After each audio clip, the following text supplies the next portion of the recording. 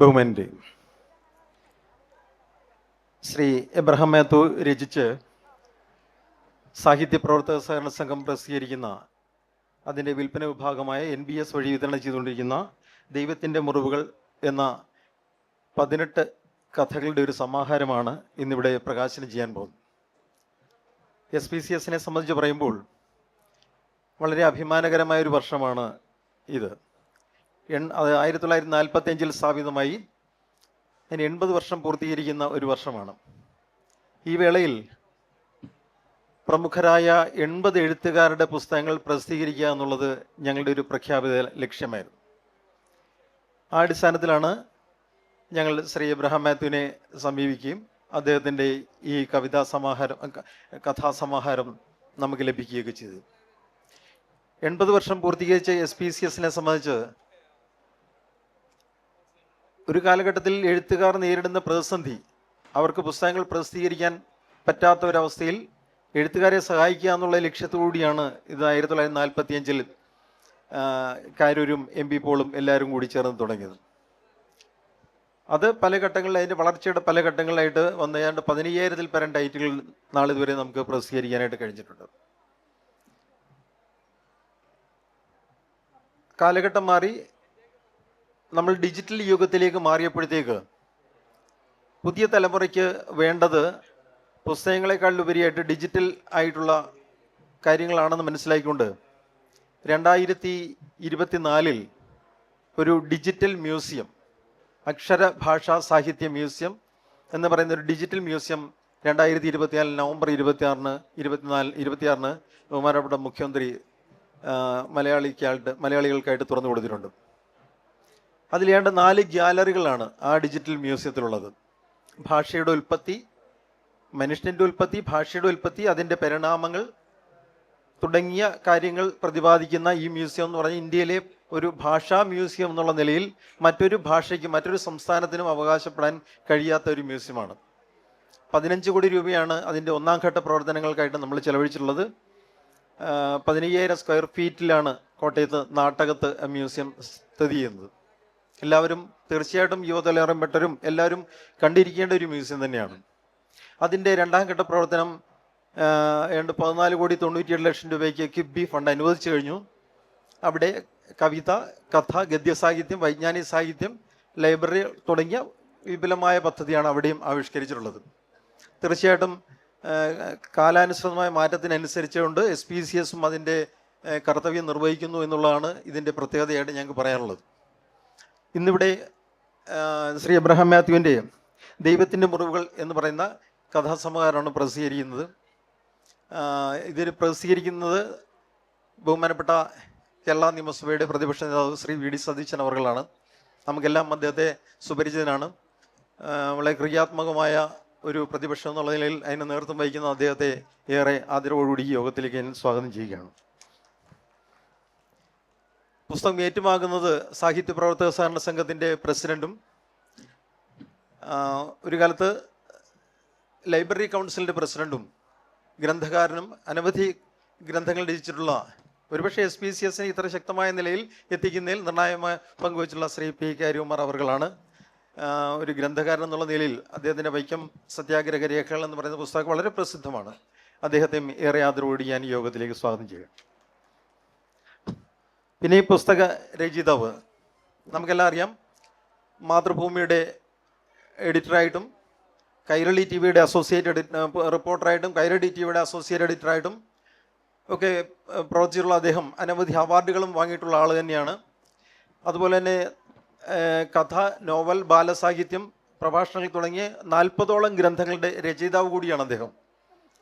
ഏറ്റവും നല്ല സംസ്ഥാന സർക്കാരിൻ്റെ റിപ്പോർട്ടർക്കുള്ള അവാർഡും കഥാകാരനുള്ള അവാർഡും ഒക്കെ ലഭിച്ചിട്ടുള്ള അദ്ദേഹം രചിച്ച ഈ പുസ്തകം പ്രസിദ്ധീകരിക്കുക എന്നുള്ളത് SPCSനെ സംബന്ധിച്ചൊരു അഭിമാനകരമായ കാര്യം തന്നെയാണ്. വിശേഷിച്ചും അതിൻ്റെ 80ാം വാർഷികാഘോഷിച്ചത്. അദ്ദേഹത്തെയും ഏറെ ആദരവോടെ ഈ യോഗത്തിലേക്ക് ഞാൻ സ്വാഗതം ചെയ്തു. ഇവിടെ കൂടിയിട്ടുള്ള നിങ്ങളെ ഓരോരുത്തരെയും സ്വാഗതം ചെയ്തുകൊണ്ട് നിർത്തുന്നു. അടുത്തത് പുസ്തക പ്രകാശന ചടങ്ങാണ്.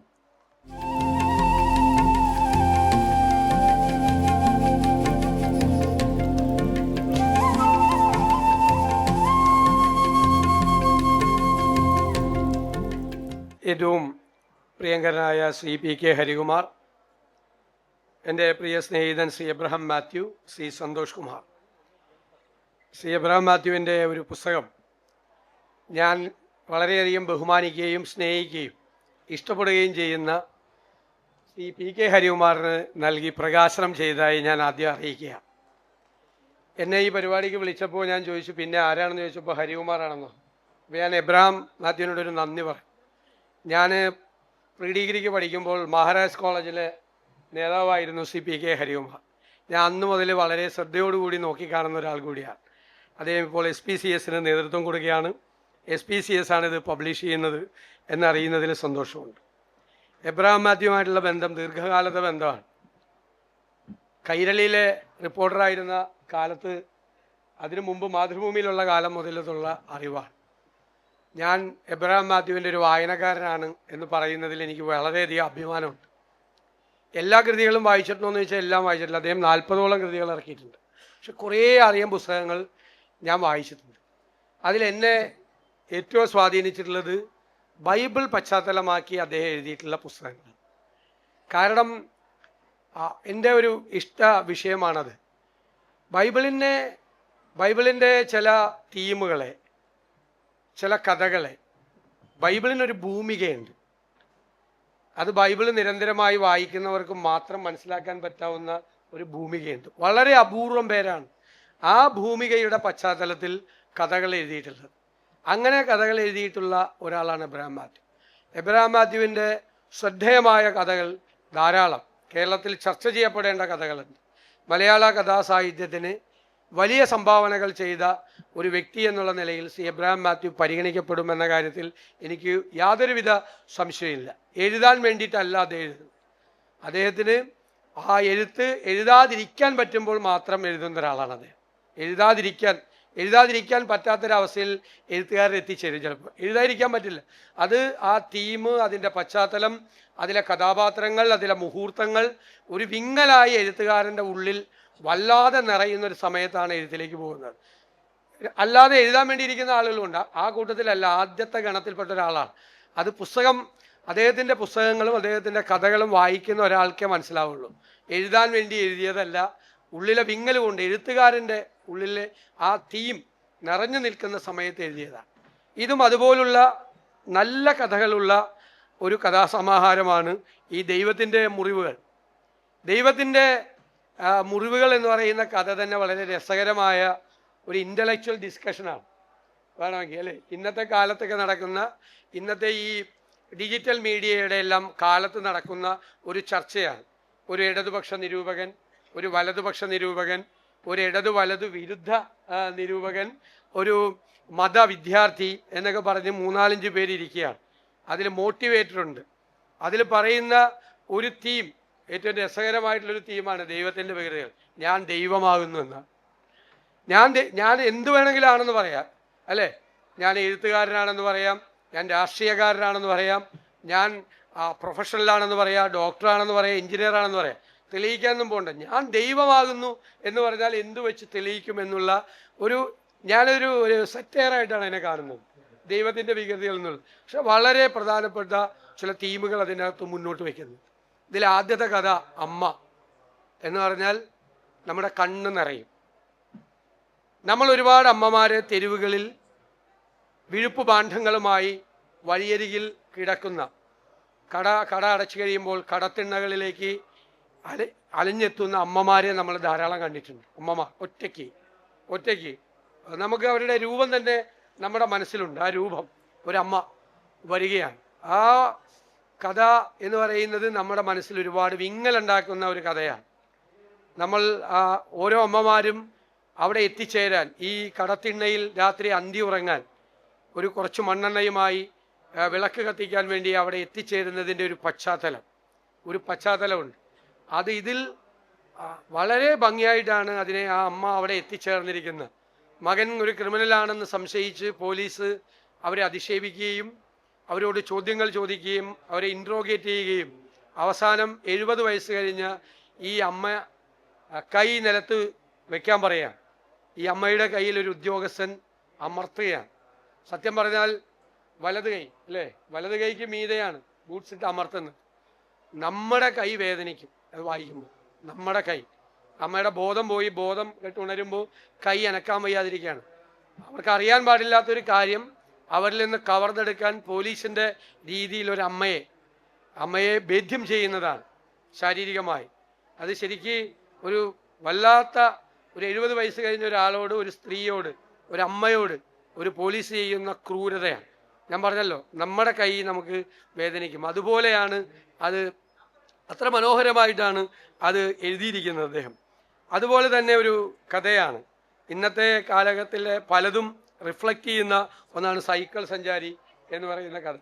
സൈക്കിളിൽ പോകുന്നത് ആയുധങ്ങളായിട്ടാണ് പോകുന്നതെന്ന് പറയുന്നില്ല, പക്ഷെ പറയാതെ നമുക്കറിയാം ആ ഒരു സൈക്കിളിൽ കൊണ്ടുപോവാണ്. അത് കൊണ്ടുപോയി കൊടുത്തു കഴിഞ്ഞാൽ 45 കിലോമീറ്റർ സൈക്കിളിൽ ചവിട്ടി കൊണ്ടുപോയാൽ 500 രൂപ കിട്ടും. അതിനുവേണ്ടി പോവുകയാണ്. ഈ കഥകളിൽ ഉടനീളം, ഇതിലെ ഒരു ഭൂരിഭാഗം കഥകളിൽ ഒരു കാർഷിക പശ്ചാത്തലം കൂടി, അത് പറയാതെ പോകുന്നത് ശരിയല്ല. ഒരു ഇതിൻ്റെ ഭൂമിക ഒരു കൃഷിഭൂമിയാണ് യഥാർത്ഥത്തിൽ. നമ്മൾ പോയുമ്പോൾ പല കഥകളിലും, ഇതിലെ ആദ്യത്തെ കഥ മുതൽ അവസാനത്തെ കഥകൾ വരെ എല്ലാം ഉണ്ട്. കരിമ്പിൻ തോട്ടമുണ്ട്, കൃഷിഭൂമിയുണ്ട്, നെല്ലുണ്ട്, നെല്ല് വിളയുന്ന സ്ഥലമുണ്ട്, വാഴ വയ്ക്കുന്ന സ്ഥലമുണ്ട്. ഒരു കാർഷിക മേഖലയിൽ കൂടിയാണ് ഇതിലെ മിക്കവാറും കഥകളുടെ ഭൂമിക ആ കാർഷിക മേഖലയാണ്. ആ സൈക്കിൾ സഞ്ചാരി പോകുന്നതും അങ്ങനെയുള്ള കാടിനകത്തുകൂടി, ആ കാടിൻ്റെ ബോർഡറിലാണ് എപ്പോഴും കൃഷിഭൂമിയുള്ളത്.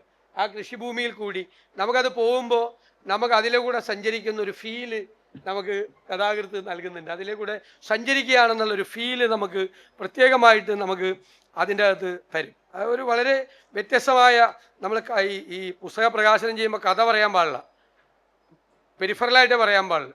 അതാ പറഞ്ഞാൽ ആരും പുസ്തകം മേടിക്കില്ല. കഥ കേട്ട് കഴിഞ്ഞാൽ പിന്നെ എന്തിനാണ് നമ്മൾ പുസ്തകം മേടിക്കണം? പുസ്തകം മേടിക്കണം എന്നുള്ളതാണ് അഭിപ്രായം. എന്നെ ഒരു വല്ലാതെ ടച്ച് ചെയ്തൊരു കഥ ദേവകി എന്ന് പറയുന്ന കഥയാണ്. ദേവകി ഒരു കഥാപാത്രമാണ്, ഒരു സ്ത്രീ കഥാപാത്രമാണ്.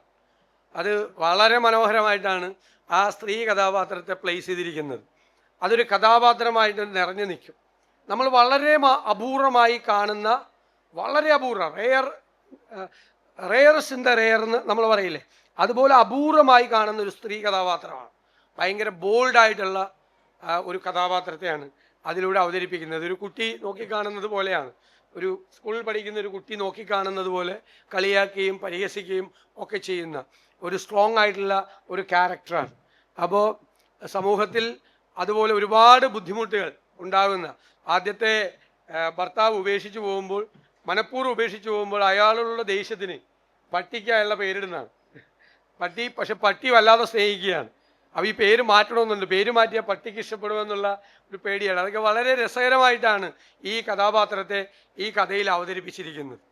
പിന്നെ എനിക്ക് വളരെ ഇഷ്ടപ്പെട്ടൊരു കഥയാണ് നിലോഫർ എന്ന് പറയുന്ന ഒരു പ്രണയമാണ്.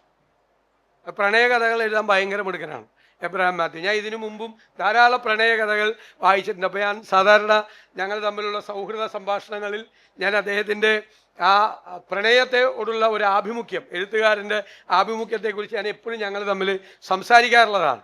നിലോഫർ വളരെ പ്രണയമാണ്. നിലോഫർ, നീ സ്നേഹത്തിനുള്ളിലെ സ്നേഹവും നീ പ്രണയത്തിനുള്ളിലെ പ്രണയവുമാണ് എന്ന് പറയുന്നൊരു മനോഹരമായ ഒരു വാക്കുണ്ട്.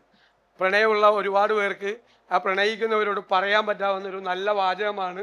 പ്രണയിക്കുന്നവർക്ക് വേണ്ടി എഴുതി തന്നിരിക്കുന്ന വാക്കാണത്. അത്ര രസമായിട്ടാണ് അത് ചെയ്തിരിക്കുന്നത്.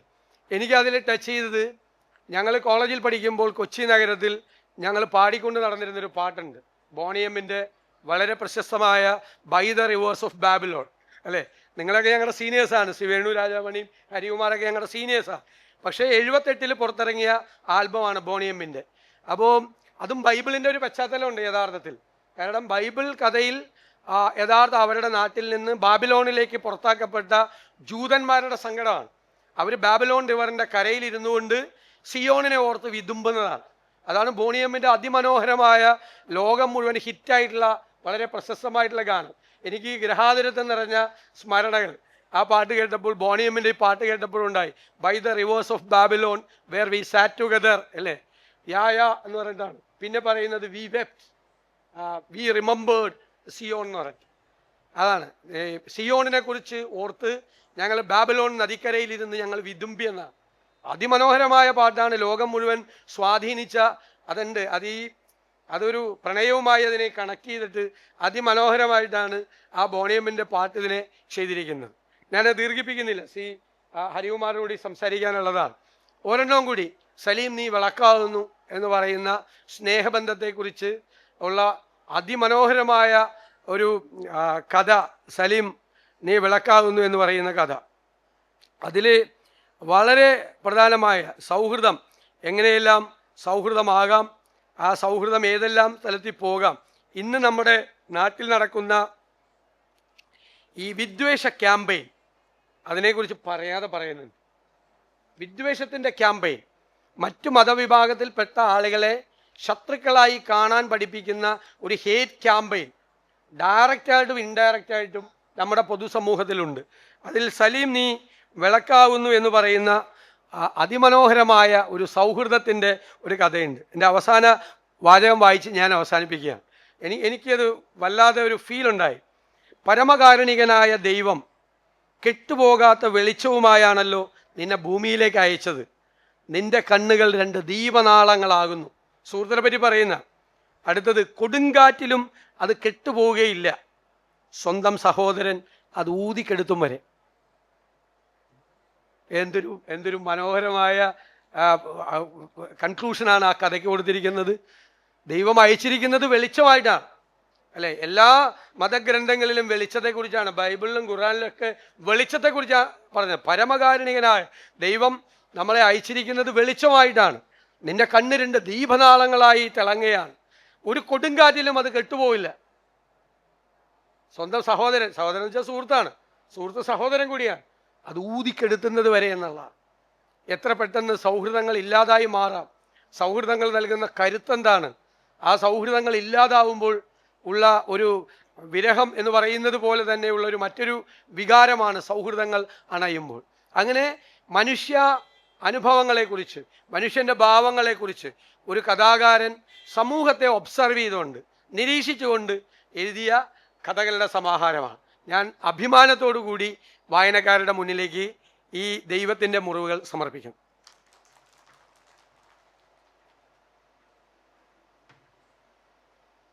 ബഹുമാന്യനായ പ്രതിപക്ഷ നേതാവ് ശ്രീ വി.ഡി. സതീശൻ, എബ്രഹാം മാത്യു, ശ്രീ സന്തോഷ് കുമാർ, പ്രിയപ്പെട്ട സുഹൃത്തുക്കളെ, ഇവിടെ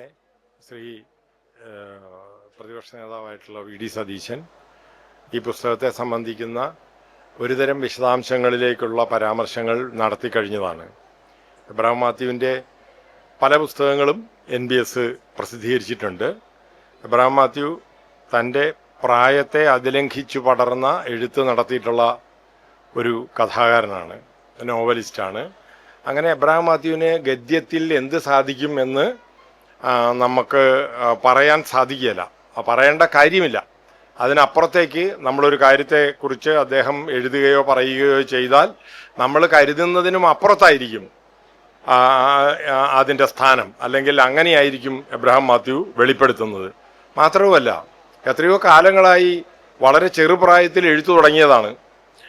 ഇപ്പോഴും എഴുതി ഇത്രയും കാലം പിന്നിട്ടതിനിടയിൽ തന്നെ നിരന്തരം പരിഷ്കരിക്കുകയും നവീകരിക്കുകയും അതോടൊപ്പം എല്ലാ മേഖലകളെയും നല്ലവണ്ണം നിരീക്ഷിക്കുകയും ചെയ്തുകൊണ്ട് മനുഷ്യാവസ്ഥയുടെ ഏറ്റവും സൂക്ഷ്മമായ അംശങ്ങളെ കണ്ടെത്തി അത് വലിയ ഒരു കഥ എന്ന രൂപത്തിലേക്ക് കൊണ്ടുവരിക എന്ന രചനാ തന്ത്രം വളരെ വിദഗ്ധമായി ഉപയോഗിക്കുന്ന ആളാണ് എബ്രഹാം മാത്യു. എബ്രഹാം മാത്യു വളരെ അതീവ ഹൃദ്യവും മധുരോദാരവുമായ ഓർമ്മകൾ നമുക്ക് നൽകുന്ന കഥകളാണ്, അല്ലെങ്കിൽ കഥാപരിസരമാണ് എപ്പോഴും സൃഷ്ടിച്ചുകൊണ്ടിരിക്കുന്നത്.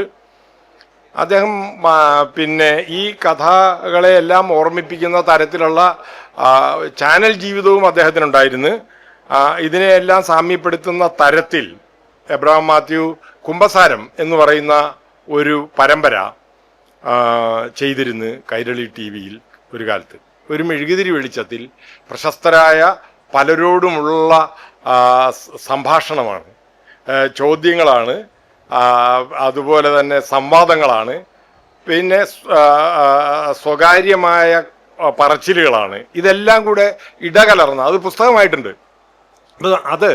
അത് നമ്മൾ കാണേണ്ടതാണ്, കേൾക്കേണ്ടതാണ്.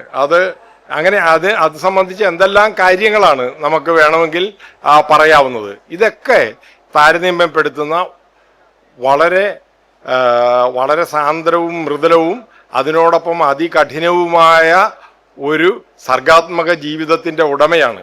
ഇനിയും ഒരുപാട് ദൂരം സഞ്ചരിക്കാൻ എബ്രഹാം മാത്യുവിൻ്റെ സർഗാത്മക ശേഷിയുണ്ട്.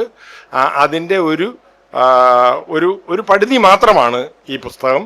ഇത് SPCSന് തന്നത് എന്നുള്ള നന്ദി ഞങ്ങൾ രേഖപ്പെടുത്തുന്നു. അതോടൊപ്പം ശ്രീ VD സതീശൻ പറഞ്ഞല്ലോ, അദ്ദേഹം പ്രതിപക്ഷ നേതാവാണ്. പഴയ ഞാൻ അവിടെ MAക്ക് പഠിക്കുമ്പോൾ ആ സമയത്ത് ഇദ്ദേഹം വെറും പയ്യനാണ്, ആ കാലത്തെ പയ്യനാണ്. അന്നും KSUവിൻ്റെ പ്രധാനപ്പെട്ട നേതാവാണ്. ആ കാലം മുതലേ എനിക്ക് അടുപ്പമുണ്ട്. സതീശനെ പോലെ ഉള്ള ഒരാൾ ഇത് വന്ന് പ്രകാശനം ചെയ്തത് NBSന് SPCSന് വലിയ ഒരു മഹിമയായിട്ട് ഞാൻ കരുതുന്നു. അദ്ദേഹത്തിനോടുള്ള നന്ദി രേഖപ്പെടുത്തുകയാണ്. എല്ലാവർക്കും നമസ്കാരം.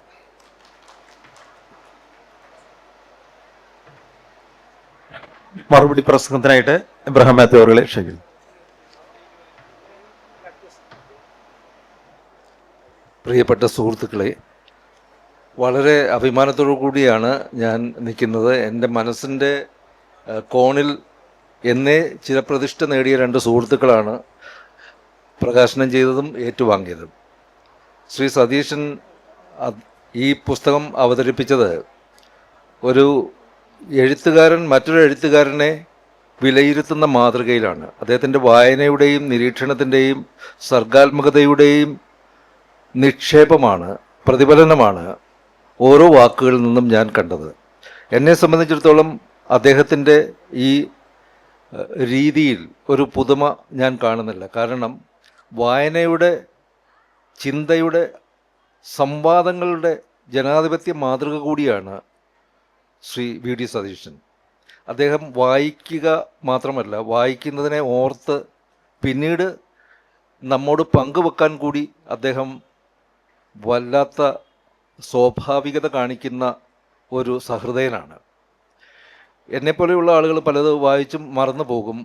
അദ്ദേഹം വായിച്ചത് ഓർമ്മയിൽ മറ്റൊരു രൂപത്തിൽ പ്രതിഫലിപ്പിക്കുകയും ചെയ്യും. അദ്ദേഹത്തിൻ്റെ ഏറ്റവും നല്ലൊരു ചിന്ത എനിക്ക് എടുത്തു പറയാൻ കഴിയാവുന്ന ഒന്ന് അടുത്ത കാലത്തുണ്ടായത്, ഫ്രീഡം ഓഫ് എക്സ്പ്രഷൻ്റെ കാലം കഴിഞ്ഞു, ഫ്രീഡം ഓഫ് തോട്ട്, ചിന്തിക്കുന്നതിന് പോലും വിലക്ക് ഉണ്ടാകുന്ന, എന്ത് ചിന്തിക്കണമെന്ന് നിശ്ചയിക്കപ്പെടുന്ന ഒരു കാലഘട്ടത്തിൽ നാം കടന്നു പോകുന്നു എന്ന് അദ്ദേഹം പൊതുസമൂഹത്തിന് മുമ്പിൽ നിരീക്ഷിക്കുകയുണ്ടായി. വലിയ സംവാദങ്ങൾക്ക് വഴിവെക്കേണ്ട ഒരു നിരീക്ഷണമായിട്ട് എനിക്കത് തോന്നുന്നു. സഹൃദയത്തെ നിറഞ്ഞ എൻ്റെ പ്രിയ സുഹൃത്തിനെ ഈ പരിപാടിയിൽ അദ്ദേഹത്തിനോട് പെട്ടെന്ന് പറഞ്ഞെങ്കിലും വന്ന് പ്രകാശനം ചെയ്തതിന് ഞാൻ നന്ദി അറിയിക്കുന്നു. മാത്രവുമല്ല, എൻ്റെ ഹൃദയത്തിൽ എല്ലാ എഴുത്തും എഴുത്തുകാർക്ക് പ്രിയങ്കരമാണ്. എന്നാലും ഞാൻ എടുത്തു പറയാൻ ആഗ്രഹിച്ച എന്നെങ്കിലും, അല്ലെങ്കിൽ എടുത്തു പറയാൻ ഉള്ളിൽ ആഗ്രഹിക്കുന്ന കഥകളെ അദ്ദേഹം സ്പർശിക്കുകയും എൻ്റെ അഗാധ നീലിമയിലേക്ക് കടന്നു പോവുകയും ചെയ്തു.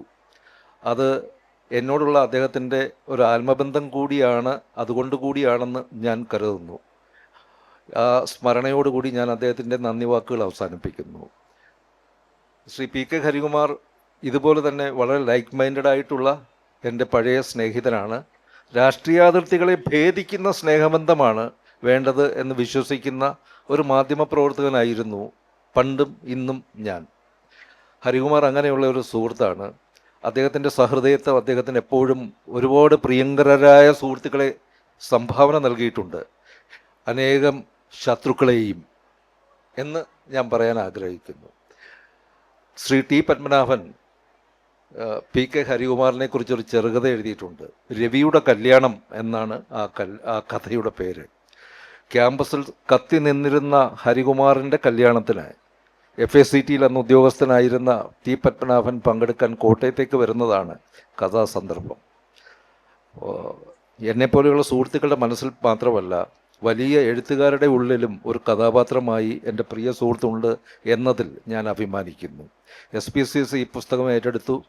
അത് തക്ക സമയത്ത് പ്രസിദ്ധീകരിക്കാൻ സന്നദ്ധത കാട്ടിയതിന് അതിൻ്റെ സെക്രട്ടറി ഉൾപ്പെടെയുള്ള എല്ലാ ആളുകളോടും ഞാൻ എൻ്റെ പ്രത്യേക നന്ദി അറിയിക്കുന്നു. ക്ഷണിക്കപ്പെടാത്ത ഒരു അതിഥിയായി ഡോക്ടർ വേണു രാജാമണി ഈ മുൻവശത്തിരിക്കുന്നത് ഞാൻ കണ്ടപ്പോൾ ഞാൻ അല്പം ഒന്ന് അത്ഭുതപ്പെട്ടു. അദ്ദേഹം എങ്ങനെ ഒരുപക്ഷെ ഈ വേദികളിലൂടെയൊക്കെ കടന്നപ്പോൾ അദ്ദേഹം എത്തിയെന്നേ ഉള്ളൂ. എങ്കിലും ഞാൻ അങ്ങയെ നന്ദിപൂർവ്വം ഓർക്കുന്നു. Thank you very much. എല്ലാവർക്കും നന്ദി.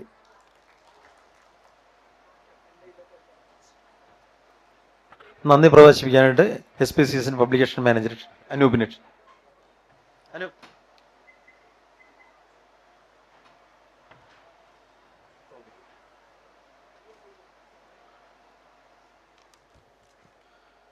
വേദിയിലും സദസ്സിലുമുള്ള എല്ലാവർക്കും നമസ്കാരം. ശ്രീ എബ്രഹാം മാത്യു രചിച്ച ദൈവത്തിൻ്റെ മുറിവുകൾ എന്ന പുസ്തകത്തിൻ്റെ പ്രകാശന കർമ്മമാണ് ഇപ്പോൾ ഇവിടെ നടന്നത്. പുസ്തകം പ്രകാശിപ്പിച്ചത് ബഹുമാനപ്പെട്ട പ്രതിപക്ഷ നേതാവ് ശ്രീ VD സതീശൻ അവറുകളാണ്. അദ്ദേഹത്തിന് SPCSൻ്റെ പേരിലും വ്യക്തിപരമായ പേരിലും നന്ദി രേഖപ്പെടുത്തുന്നു. പുസ്തകം ഏറ്റുവാങ്ങിയത് SPCSൻ്റെ പ്രസിഡന്റ് അഡ്വക്കേറ്റ് PK ഹരികുമാറാണ്. അദ്ദേഹത്തിനും നന്ദി രേഖപ്പെടുത്തുന്നു. ചടങ്ങിൽ സ്വാഗതം അർപ്പിച്ചത് SPCSN special officer Shri Santosh കുമാറാണ്. സന്തോഷ് കുമാറിന് നന്ദി. കൂടാതെ ഈ പുസ്തകം പ്രസിദ്ധീകരിക്കാൻ SPCSന് അവസരം തന്ന ഗ്രന്ഥകർത്താവ് ശ്രീ എബ്രഹാം മാത്യുവിനും നന്ദി രേഖപ്പെടുത്തുന്നു. കൂടാതെ ഇവിടെ സന്നിഹിതരായിട്ടുള്ള നിങ്ങളെല്ലാവർക്കും SPCSൻ്റെ പേരിലും നന്ദി.